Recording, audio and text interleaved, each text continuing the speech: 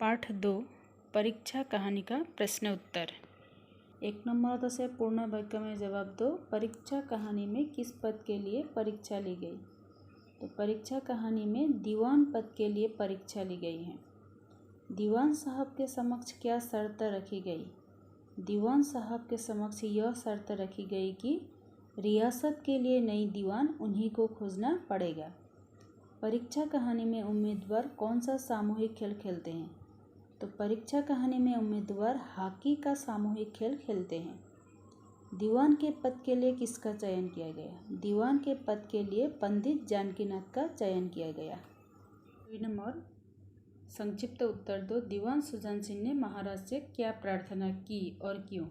तो दीवान सुजान सिंह ने महाराज से प्रार्थना की कि अब वे दीवान पद और राजकाज संभालने के कार्य से सेवानिवृत्त होना चाहते हैं, क्योंकि उनकी उम्र ढल गई है और बाकी की जिंदगी वे भगवान की सेवा में बिताना चाहते हैं। ख उम्मीदवार विभिन्न प्रकार के अभिनय कैसे और क्यों कर रहे थे? जो उम्मीदवार वहाँ पे रहने के लिए आए थे दीवान पद के परीक्षा के लिए, तो उन उम्मीदवारों ने कौन कौन से अभिनय किए थे?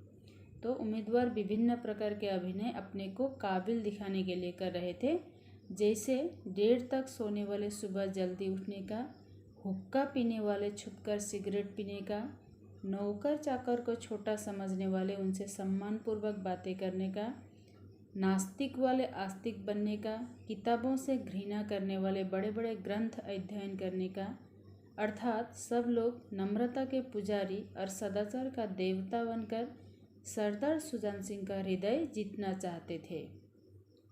एक उम्मीदवार ने गाड़ी वालों की मदद कैसे की?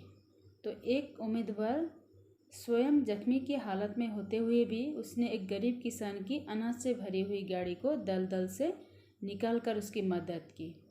वो घुटनों तक जमीन में गड़कर पहियों को जोड़ लगाकर ढकेला और उसकी इस साहस से गाड़ी नाले से ऊपर आ गई। ख नंबर प्रश्न, किसान ने मददगार युवक से क्या कहा? उसका क्या अर्थ है? तो किसान ने अपने मददगार युवक से कहा, नारायण चाहेंगे तो दीवानी आपको ही मिलेगी। इसका यह अर्थ यह था कि सरदार सुजान सिंह ने दीवान पद के लिए जैसे गुण वाले उम्मीदवार को खोजा था वह उनकी नज़र में मिल गया था, क्योंकि जिस युवक ने सरदार सुजान सिंह को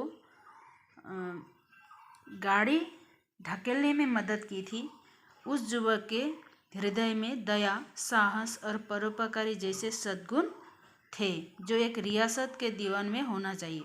इसीलिए उन्होंने युवक को कहा था कि भगवान चाहे तो इस दीवान पद उसको ही मिल जाएगा। 9 नंबर, सुजान सिंह ने उम्मीदवारों की परीक्षा कैसे ली? तो सुजान सिंह ने उम्मीदवारों को 1 महीने तक रियासत में रहन सहन और आचार विचार की देखभाल की। अंत में एक दिन उन्होंने किसान का रूप धारण कर सभी उम्मीदवारों की परीक्षा ली। उन्होंने जानबूझकर अपने बैलगाड़ी को कीचड़ वाले नाले में ढकेल दिया। उनका विचार था कि जो हृदय में परोपकार की भावना से उनकी बैलगाड़ी को कीचड़ से निकालने में मदद करेगा, वही उम्मीदवार उपयुक्त और काबिल होगा।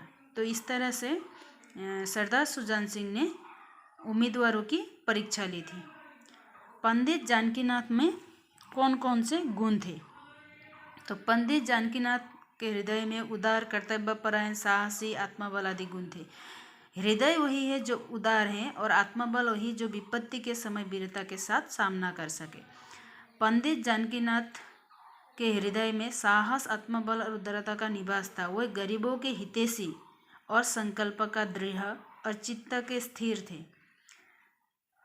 संकट के समय भी वह दया और धर्म के मार्ग से कभी नहीं विचलित होते थे। इसीलिए स्वयं जख्मी की हालत में होते हुए भी उन्होंने एक किसान की मदद करने के लिए अपनी परवाह किए बिना वह किसान को मदद करने के लिए कीचड़ में फंस गए थे।